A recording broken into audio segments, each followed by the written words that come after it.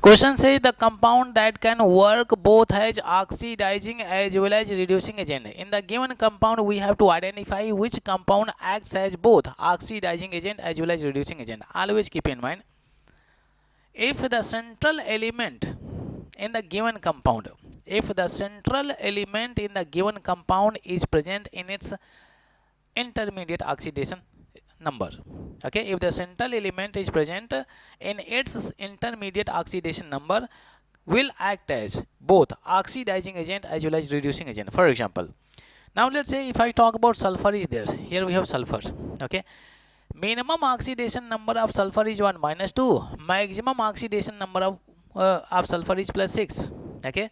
So whenever it is showing minimum oxidation number, it will be always acting as a reducing agent, and if it is showing maximum oxidation number, it will always be acting as oxidizing agent. But if it is showing the oxidation number in between minus 2 and plus 6, like minus 1 0 plus 1 या plus 2 या plus 3 या plus 5, in this oxidation number, sulfur will be acting as both oxidizing agent as well as reducing agent. This is what I am talking about, intermediate oxidation numbers.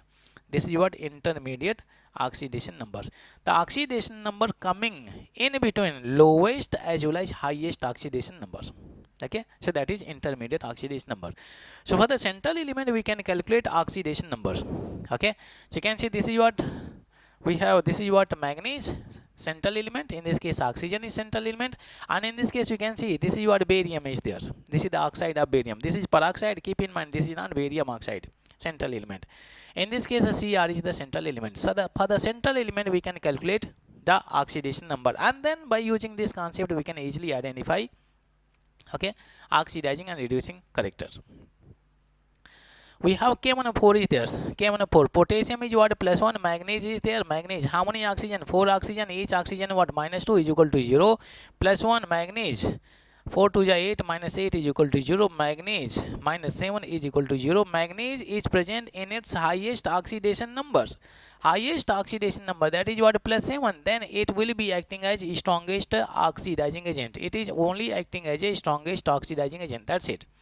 If I go for the B option, in the B option you can see we have peroxide is there, hydrogen peroxide, in which oxygen is the central element. Okay, for the oxygen we have learned, minimum oxidation number is what? Minus 2, and maximum is what? It is going to be plus 2. Okay, some cases are there, it can show plus 2. Okay, minimum minus 2, maximum. And in this case peroxide is there. In peroxide oxygen always shows what? Minus 1 oxidation numbers. Minus 1 oxidation number. Minus 1 is coming here. Means in hydrogen peroxide, oxygen is showing intermediate oxidation numbers. Neither it shows minimum nor maximum.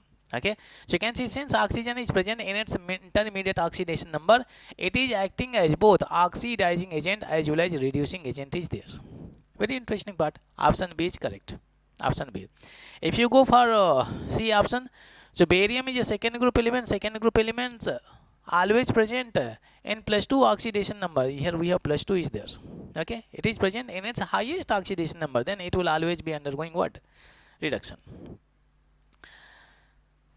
In this case K2Cr2O7, 2 potassium are there, plus 1, 2 Cr are there, 7 oxygen is what? Each oxygen is what? Minus 2 plus 2, 2 Crs, and minus 14 is equal to 0. 2 Cr minus 12 is equal to 0. Then Cr is equal to plus 6. So chromium is present in plus 6 oxidation number, and plus 6 is what? Its maximum oxidation number. Chromium shows highest oxidation number, that is plus 6. Then it will always be acting as strongest oxidizing agent. Okay, strongest oxidizing agent. So in this case we get option B, because oxygen shows its intermediate oxidation numbers.